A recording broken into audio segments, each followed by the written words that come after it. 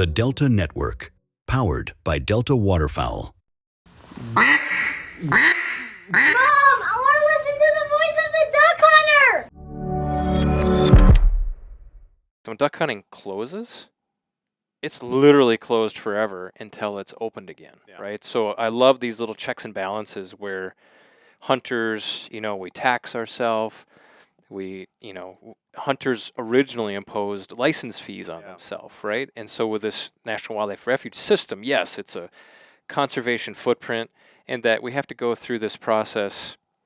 I'm not saying that it's cumbersome. I'm saying that it's responsible, where you have to rule it as as compatible. Yeah. Right? And if it's not compatible, like you identified before, you don't hunt that particular area. But I think what we're finding through this whole journey is, and I don't know why, but there turns out tens or hundreds of thousands of acres of refuge lands that could have been open to some form of hunting that were not. So it kind of leads me to that question, Cyrus. Pre-1997, and you talked about that, so the National Wildlife Refuge System Improvement Act brought in what you're calling the hunt-fish rule, more of a formalized process of planning and yes, no when it comes to other types of activities. So prior to 1997, it was just kind of up to whoever was running the refuge, or how did that happen?